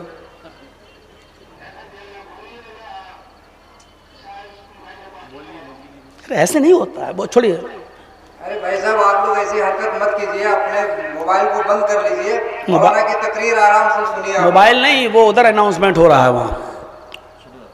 तो मैंने उसको कहा कि कल एक साहब ने मसला पूछा, मसला अच्छा पूछा। मैंने कहा उसने पूछा कि हलक जो जबान में पानी चिपक जाता है, अगर वो हलक के अंदर चला जाए तो उस पर रोजा टूटता है या नहीं, रोजे पे कोई फर्क तो नहीं पड़ता है। मैंने कहा सुनो, अपने रोजे की इतनी हिफाजत करने वाले लोग भी इस दुनिया में मौजूद हैं, लेकिन अफसोस यह है कि यह मसला वो पूछता है जिसने अपनी बहन का हक मार के खा लिया है और बहन को यारो मददगार छोड़ दिया है। अपनी बहन के हक को मारकर अपनी जमीन में उसने बिला लिया है। अपनी बहनों का हक मारने वाले ये मसला पूछते हैं हमसे कि रोजे पे कोई फर्क पड़ता है कि नहीं पड़ता है। अब उसका सर नीचे। लेकिन अच्छा हुआ कि कोई हमें नाम बताना ही नहीं था, ना उसको रुस्वा करना था, एक एहसास दिलाना मकसद था। अल्लाह का हक तो अदा कर रहे हो लेकिन बंदों के हक मार रहे हो। अल्लाह अपना हक तो माफ कर सकता है, लेकिन बंदों का हक मारोगे तो अल्लाह माफ नहीं करेगा। अब लोग इटावा में मौलाना यार किसके बारे में कहा है, 2-4 आदमी, मैं समझ रहा हूं तीर किसको लगा। मैंने कहा समझ रहे हो तो पूछ क्यों रहे हो। ऐसे ऐसे लोग हैं। जैसे कभी कभी वो लोग जो कूफा में जिन्होंने हजरत हुसैन को शहीद किया था, कत्ल किया था, इमाम हरम से मसला पूछते थे वो क्या अगर हालत हराम में एक मक्खी या मच्छर में मार दूं तो क्या हमारा हज या उम्रा बेकार हो जाएगा, क्या हम गुनाहगार हो जाएंगे। तो हजरत इमाम हरम उसका फतवे का जवाब देते थे, जिन्होंने हजरत हुसैन को कत्ल कर डाला, जानबूझकर हजरत हुसैन को शहीद कर दिया, उनको कत्ल कर दिया। हजरत हुसैन के कातिल आज एक मक्खी या मच्छर के मारने के बारे में मसला पूछते हैं कि अगर हालत हराम में मच्छर मार दूं तो क्या मेरे हज पर कोई असर पड़ेगा। हालत हराम में आज वही हाल है मेरे भाइयों, पूरा का पूरा गुड़ खा जाएं और फिर पूछे कि गुलगुले हलाल है कि हराम है। ये कौम का हाल है जो पूरा का पूरा गधा खा जाएं फिर पूछे कि गधे के पैर हलाल है कि नहीं है। जो पूरा का पूरा सूअर खा जाएं और फिर पूछे कि सूअर का सर हलाल है कि हराम है। ये वो कौम, हम फिर वहीं पर आना चाहते हैं मेरे भाइयों कि अल्लाह अपना हक माफ कर सकता है, लेकिन अपनी औलाद का या अल्लाह के बंदों का हक मारोगे तो अल्लाह माफ नहीं करेगा। नमाज कायम कीजिए, और नमाज कोई जुल्म नहीं है। दुनिया में जितने भी नबी, जितने भी पैगंबर इस दुनिया में आए, अल्लाह रब्बुल आलमीन ने हर एक नबी पर नमाज फर्ज की थी। कोई एक नबी बता दो जो इस दुनिया में आया और उस पर नमाज फर्ज नहीं। हमारे ऊपर भी नमाज फर्ज है। हजरत ज़करिया अलैहिस्सलाम के बारे में कुरान कहता है वनादतहुल मलाइकतु वहुवा काइमुन युसल्ली फिल महराब। फरिश्तों को हमने भेजा कि जाओ ज़करिया के पास, और जब फरिश्ते जमीन पर आए उन्होंने ज़करिया को पुकारा। फनादतहुल मलाइकतु, फरिश्तों ने हजरत ज़करिया को पुकारा तो हजरत ज़करिया ने कोई जवाब नहीं दिया। क्यों नहीं दिया? वहुवा काइमुन युसल्ली फिल महराब, इसलिए कि वो महराब में खड़े थे और नमाज पढ़ रहे थे। देखिए जकरिया अलैहिस्सलाम के बारे में कुरान कह रहा है, फरिश्ते पुकार रहे हैं जकरिया जकरिया, और जकरिया कोई जवाब नहीं दे रहे। क्यों? वहुवा काइमुन युसल्ली फिल महराब, इसलिए कि वो महराब में नमाज का पढ़ रहे थे, इस हाल में थे कि वो नमाज कायम किए हुए थे, नमाज पढ़ रहे थे, और नमाज की हालत में बोला नहीं जाता। तो नमाज हजरत जकरिया पर भी फर्ज थी। हजरत लुकमान अलैहिस्सलातु वस्सलाम अपने बेटे से कहा करते थे, या बुनैया अक़िमिस सलाह, आए मेरे बेटे नमाज कायम करो, आए मेरे बेटे नमाज पढ़ो, आए मेरे बेटे नमाज कायम करो। देखो लुकमान अलैहिस्सलाम ने भी नमाज कायम करने का हुक्म दिया। हजरत मरियम जिनकी पाक दामनी का ऐलान अल्लाह ने किया, अल्लाह ताला हजरत मरियम से भी कह रहा है, या मरियम कुनुती लिरब्बिक वसजुदी वरक़ई मअर राक़ीन, आए मरियम अपने रब के लिए नरम हो जा, अपने रब के लिए संजीदा हो जा। या मरियम कुनुती लिरब्बिक, आए मरियम अपने रब के लिए संजीदा हो जा, अपने रब के लिए झुक जा, अपने रब के लिए नरम हो जा। वसजुदी, और अपने रब को सजदा कर, वरक़ई मअर राक़ीन, और रुकू करने वालों के साथ रुकू कर। आए मरियम अपने रब के सामने सजदा कर और रुकू करने वालों के साथ रुकू कर। यानी आए मरियम नमाज पढ़ो। गौर करो, ये नमाज मरियम अलैहिस्सलाम पर भी फर्ज थी। अल्लाह ने हजरत मरियम को भी हुक्म दिया नमाज पढ़ो। ये नमाज हजरत इब्राहिम अलैहिस्सलाम पर भी फर्ज थी। हजरत इब्राहिम अलैहिस्सलाम ने जब हाजरा को और दूध पीते छोटे इस बच्चे इस्माइल को जब बेआबो गया वादी में छोड़ा, जब मैदाने मिना में छोड़ा, जब बिल्कुल सुनसान जंगल में छोड़ा और छोड़ के आगे निकल गए, तो अल्लाह रब्बुल आलमीन से यूं दुआ की, रब्बना इन्नी अस्कंतु मिन ज़ुर्रियती बिवादिन गैरि ज़ी ज़रा इंद बैतिकल मुहर्रम रब्बना लियुकीमुस्सलाह। आए हमारे परवरदिगार, आए हमारे रब, हमने अपनी आलो औलाद को, हमने अपनी ज़ुर्रियत को, हमने अपने बीवी बच्चों को, आए अल्लाह एक सुनसान जगह पर, एक बेआबो गया वादी के पास मैंने छोड़ा है। आए अल्लाह मैंने हाजरा को और अपने बेटे इस्माइल को उस बियाबान जंगल में छोड़ दिया है तेरे भरोसे पर। आए हमारे रब, हमने उस जगह इसलिए छोड़ा है लियुकीमुस्सलाह, ताकि वो नमाज कायम करें, ताकि वो नमाज कायम करें। कहीं नहीं आ रहा नमाज पढ़ें, ताकि वो नमाज कायम करें, ताकि वो नमाज, हम लोग आम मुहावरे में जो बोलते चले आ रहे हैं, सुनते चले आ रहे हैं, नमाज पढ़ो पढ़ो, इसलिए कह देते हैं पढ़ो। अब जबानों पे वही आ गया पढ़ो, वरना नमाज कायम करने का हुक्म है। रब्बना लियुकीमुस्सलाह, आए हमारे रब, हमने उस जगह इसलिए छोड़ा ताकि वो नमाज कायम करें। देखिए इब्राहिम अलैहिस्सलाम पर भी नमाज फर्ज थी। हजरत इब्राहिम यो दुआ भी मांगा करते थे, रब्बि जअलनी मुकीमस्सलाति व मिन ज़ुर्रियती रब्बना व तक़ब्बल दुआ। आए हमारे रब, मुझे और मेरी औलाद को नमाज कायम करने वाला बना दे, नमाज का पाबंद बना दे। रब्ब जालनी मुकीमस्सला, आय अल्लाह मुझे नमाज का कायम करने वाला बना दे। व मिन ज़ुर्रियती, और मेरी औलाद को, मेरे बच्चों को, मेरे घर वालों को भी अल्लाह नमाजी बना दे। रब्ब जालनी मुकीमस्सलाती व मिन ज़ुर्रियती रब्बना व तक़ब्बल दुआ। आय अल्लाह हमारी इस दुआ को कबूल फरमा ले। आय अल्लाह मेरे बीवी बच्चों को नमाजी बना दे। अल्लाह मेरे बीवी बच्चों को नमाज पढ़ने की तौफीक दे। देखिए ज़करिया अलैहिस्सलाम नमाज पढ़ रहे हैं, मरियम नमाज पढ़ रही हैं, हजरत लुकमान अपने बेटे को नमाज का हुक्म दे रहे हैं, इब्राहिम अलैहिस्सलाम कह रहे हैं आय अल्लाह मुझे भी नमाजी बना दे, मेरी औलाद को भी नमाजी बना दे, अल्लाह मेरी दुआ को कबूल फरमा ले। हजरत इस्माइल के बारे में कुरान कहता है वकाना यामुरु अहलहु बिस्सलाती वज़्ज़काती वकाना इंद रब्बिही मर्दिया। अल्लाह इस्माइल के बारे में कहता है कि इस्माइल अलैहिस्सलाम अपने बीवी बच्चों को हुक्म देते थे, काना यअमुरु अहलहु बिस्सलाति वज़्ज़काति, आए मेरी बीवी, आए मेरे बच्चों, नमाज पढ़ते रहना और ज़कात देते रहना।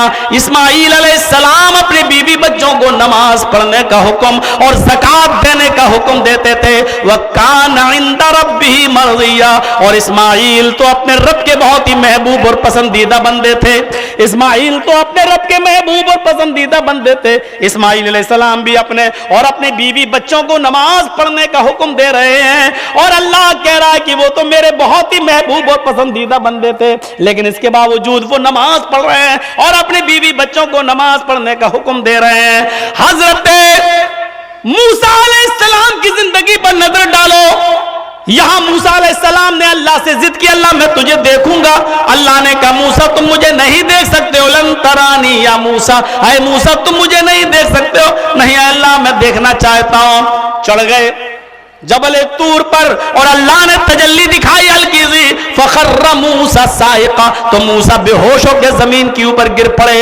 जब मूसा को होश आया तो अल्लाह रब्बुल आलमीन मूसा को हुक्म दे रहा है, इन्ननी अनल्लाह, आए मूसा मैं अल्लाह हूं। अल्लाह मूसा से कह रहा है इन्ननी अनल्लाह, आए मूसा मैं अल्लाह हूं। ला इलाहा इल्ला अना, मेरे अलावा कोई इलाह नहीं, कोई माबूद नहीं। ला इलाहा इल्ला अना, मेरे अलावा कोई माबूद नहीं। क्या कह रहे? इन्ननी अनल्लाह ला इलाहा इल्ला अना फअबुदनी, ऐ मूसा सिर्फ मेरी ही इबादत करो, ऐ मूसा सिर्फ मेरी ही पूजा करो। और इबादत में तो बहुत सी चीजें शामिल हैं, बहुत सी, इसलिए नमाज का जिक्र अलग कर दिया गया। आए मूसा तो फिर मेरी ही इबादत करो, मेरी ही इबादत करो। वह अक़िमिस्सलात लिज़िक्री, और मेरी याद के लिए, मुझे याद करने के लिए नमाज कायम करो। वह अक़िमिस्सलात लिज़िक्री, आए मूसा मैं ही अल्लाह हूं, मेरे अलावा कोई माबूद नहीं। फ़अबुदनी, बस मेरी ही इबादत करो। वह अक़िमिस्सलात लिज़िक्री, और मेरी याद के लिए नमाज कायम करो, मेरे जिक्र के लिए नमाज कायम करो। यहां अल्लाह तबारक व तआला ने मूसा अलैहिस्सलाम को नमाज पढ़ने का खुसूसी हुक्म दिया कि वह अक़िमिस्सलात लिज़िक्री, नमाज कायम करो। यहां मरियम के पेट से ईसा पैदा हुए, और ये तो आप सब जानते हैं, बगैर बाप के पैदा हुए ईसा। मरियम ने बगैर शौहर के बेटा पैदा किया, तो जाहिर है कि आवाजें तो उठना थी। जो चीज कभी ना हो, वो नमाजी औरत, मेहराब में अल्लाह की इबादत करने वाली, अपने घर के एक कोने में मुसल्ला पकड़ के इबादत में रहने वाली औरत शादी से पहले मां बन जाती है। लोगों ने कहा वाह, 900 चूहे खा के बिल्ली चली हज को, इबादत करने के मामले में देखो हर वक्त मुसल्ला बिछाती है, और हाल यह है कि उसने बगैर शादी के बेटा पैदा किया, यानी नाजायज बच्चा। हजरत मरियम खामोश हैं, हर चीज का जवाब नहीं होता है, सीखो कुछ, हर चीज का जवाब नहीं दिया जाता है, बहुत सी चीजों का जवाब खामोशी भी होता है। हजरत मरियम खामोश हैं, कुछ नहीं बोल रही हैं। जब पानी हद से ज्यादा चढ़ गया और लोग आए और कहने लगे मरियम तुम्हें साफ साफ बताओ ये बात क्या है। लोग क्या क्या अफवाहें उड़ा रहे हैं, क्या क्या अफवाहें फैला रहे हैं। तो हजरत मरियम ने इशारा किया, मुझसे क्या पूछते हो, ये बेटा किसका है, इसका बाप कौन है, मुझसे क्या पूछते हो, जाओ उसी बच्चे से पूछ लो। और ईसा अलैहिस्सलाम तो अभी दूध पीते बच्चे हैं, पालने में झूल रहे हैं, उम्र ही क्या है, पैदा हुए या कचोके लगे, अभी उम्र है ही क्या, पालने में झूल रहे हैं, गहवारे में पड़े हुए हैं झूले में। तो क्या कहते हैं हंसते हुए लोग, अरे मरियम किसके पास भेज रही है, बच्चे के पास, ये क्या बोलेगा। हजरत मरियम कहती तुम मुझसे क्यों कह रहे हो, इस बच्चे से पूछ लो ना। तुम पूछना चाहते हो कि मेरे ये बच्चा जो पैदा हुआ किसका है ना, यही ना जानना चाहते हो, तो मुझसे क्यों पूछ रहे हो, इस बच्चे से पूछ लो।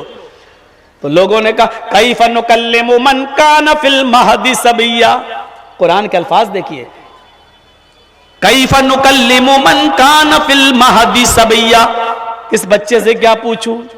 अरे मरियम इस बच्चे से क्या पूछूं जो बोलना नहीं जानता है, जो अभी बच्चा है और पालने में झूल रहा है, गहवारे में पड़ा हुआ है। इस बच्चे से क्या बोलूं, जो क्या जवाब देगा? ये कल का लड़का, ये बेचारा क्या बोलेगा, इससे क्या पूछूं, तू बता। उधर ईसा सुन रहे हैं, छोटे से हैं, बच्चे हैं, दूध पीते बच्चे हैं, सुन रहे हैं, कौम के लोगों की बातें सुन रहे हैं। और जब कहा ये क्या बोलेगा, ये तो बच्चा है, अभी पालने में झूल रहा है, ये क्या बोलेगा, तो इस ईसा बोल पड़े, छोटा सा बच्चा बोल पड़ा। कुरान क्या कहता है? ओफो, कुरान की आयतें सुन लो। आज की तरह कुरान की आयतों से और हदीसों से भरी हुई तकरीर मेरे भाइयों शायद आम जलसों में इस तरीके की नहीं होती है, ऐसी नहीं होती है। आज पूरी की पूरी तकरीर मुदल्लल सिर्फ किताबों सुन्नत पर मबनी है, जो मैंने आपके सामने पेश की है। वरना और तकरीरों में कभी इधर की, कभी वो वेदों की बातें, कभी उधर की बातें, कभी ये लोगों की फरमाइश पर, कभी मंत्र वंतर, ये सब चलते हैं। लेकिन आज खालिस कुरान और हदीस पर मबनी ये तकरीर हमने आपके सामने रखी है। शायद समझ लो कि बारिश हो गई थी, उसकी वजह से ये मौजू मेरे जहन में आया कि चलो इसी पर बोला जाए। तो छोटा सा बच्चा बोल पड़ा। क्या कहा उस बच्चे ने? जब उन लोगों ने कहा कि ये क्या बोलेगा, ये तो झूले में पड़ा है, बच्चा है, क्या बोलेगा? इधर ईसा कहते इन्नी अब्दुल्लाह, कुरान की आयत है, ये तो बोल रहा है, कौन है?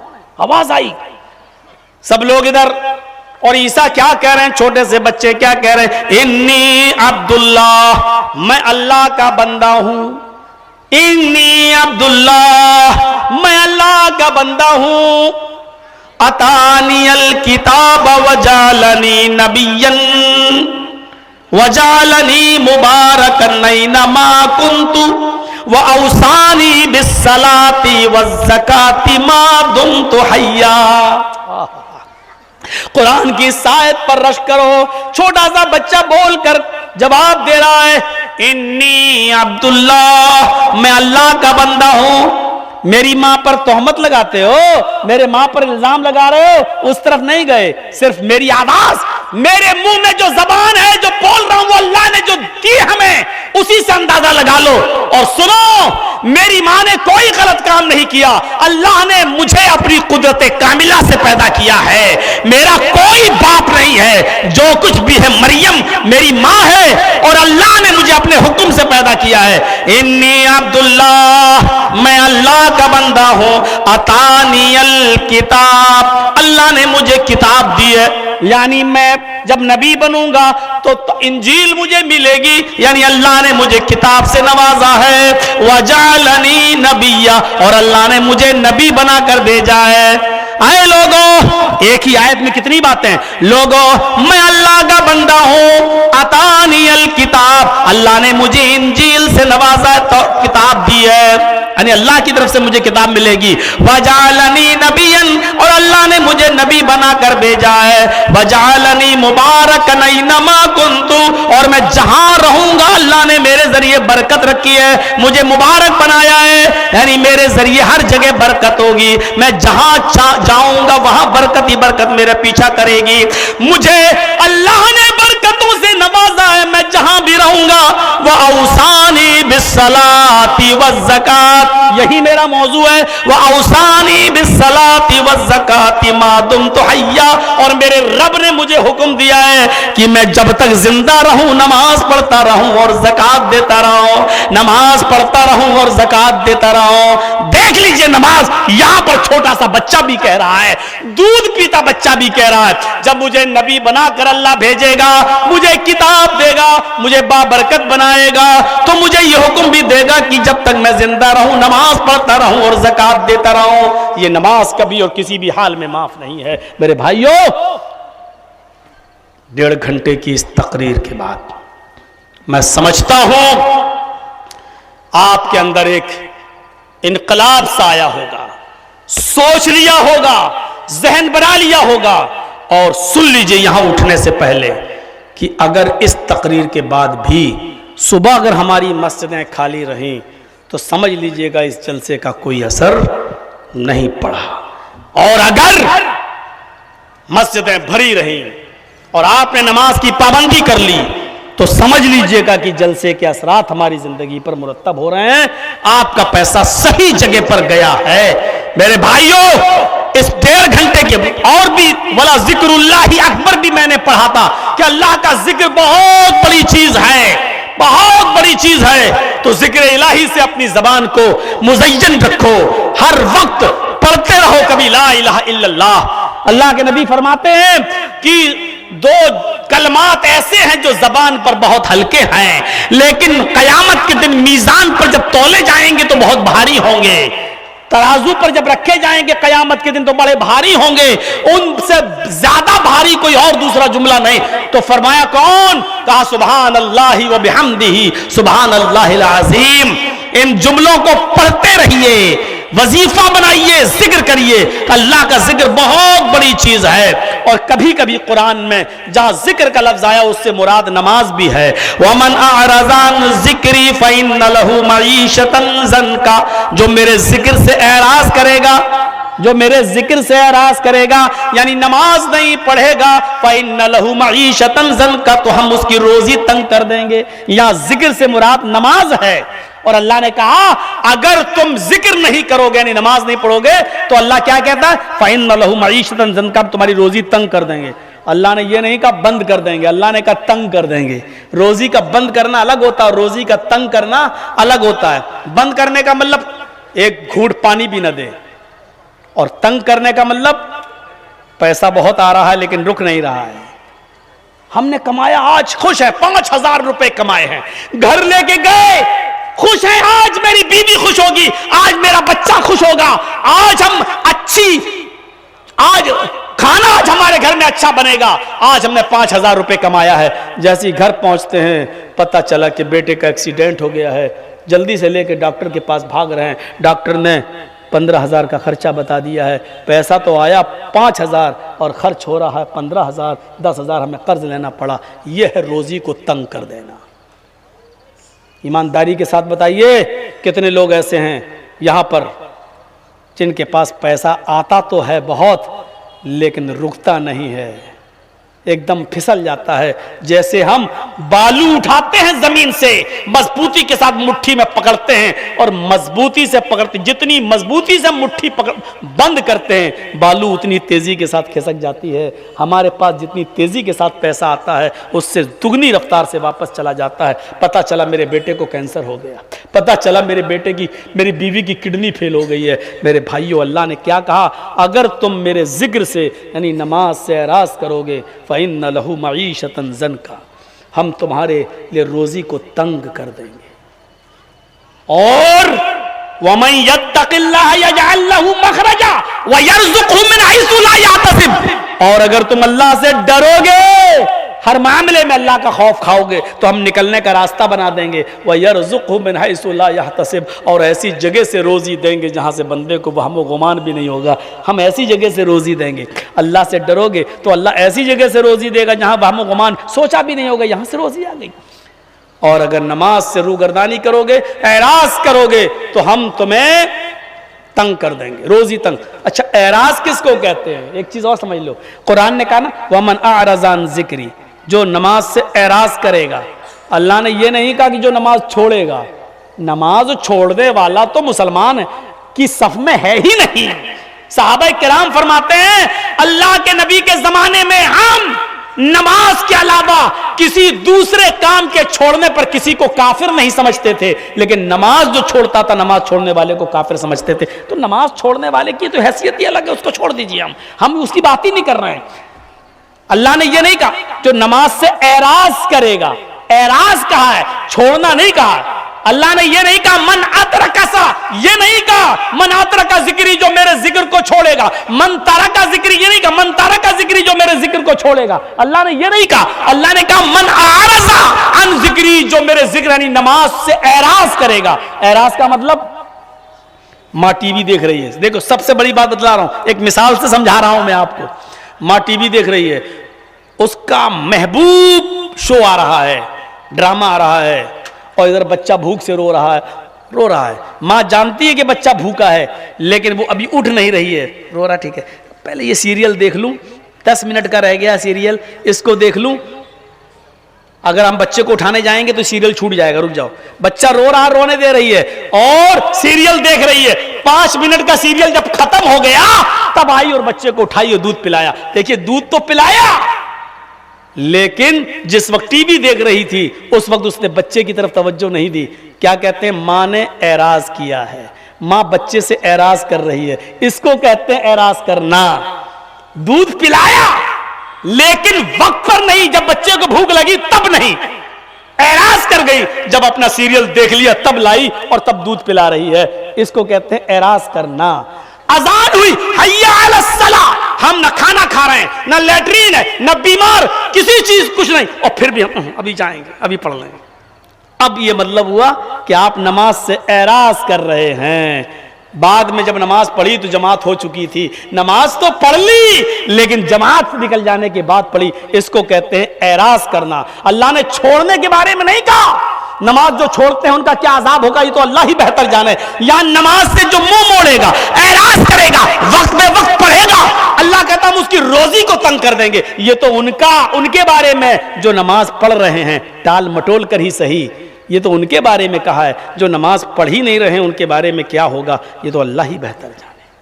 वमन अअरज़ अन ज़िक्री फ़इन्न लहू मईशतन ज़न्का, हम उसकी रोज़ी को तंग कर देंगे। तो अल्लाह के जिक्र से में लगे रहिए, नमाज से एराज मत कीजिए, अजान होते ही मस्जिद की तरफ जाइए, अल्लाह को याद कीजिए और नमाज की पाबंदी कीजिए। मुख्तसर सी तशरीह मैंने आपके सामने की है। अल्लाह से दुआ करता हूँ कि लाल आलमीन हमारी ख़ताओं को माफ़ फरमा दे। हमारे इस मदरसे के नाजिम साहब अभी हमसे कहने लगे वहाँ जब घर पे लेने गए कि मौलाना अगले साल की डेट दे दीजिए। हमने कहा इस साल का जलसा हुआ नहीं, अगली साल की डेट पहले दे दीजिए। तो वो मांग रहे हैं। बहरहाल मेरे भाइयों दुआ कीजिए, आपकी मोहब्बतें रहें, हम बार बार आपके इलाके में आएँ। इस मर्तबा बारिश हुई है, कोई बात नहीं, जलसा आपका कामयाब रहा है, क्योंकि इसमें हम और आप कुछ नहीं कर सकते। मा तशाऊना इल्ला अन यशा अल्लाह, होगा वही जो अल्लाह चाहेगा, वो नहीं होगा जो हम और आप चाहेंगे। अल्लाह की मर्जी चलेगी, अल्लाह की मशीयत चलेगी। अल्लाह से दुआ है कि अल्लाह हम सबको 5 वक्त नमाजी बना दे, हमें कुरान की तिलावत की तौफीक दे, नमाज को कायम करने की तौफीक अता फरमा और जिक्र करने की तौफीक अता फरमा।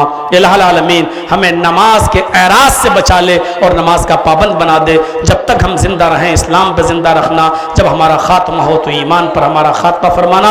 वमा अलैना इल्लल बलागुल मुबीन व आखिरु दावाना अनिल हम्दुलिल्लाहि रब्बिल आलमीन। अस्सलामु अलैकुम व रहमतुल्लाहि व बरकातुहू।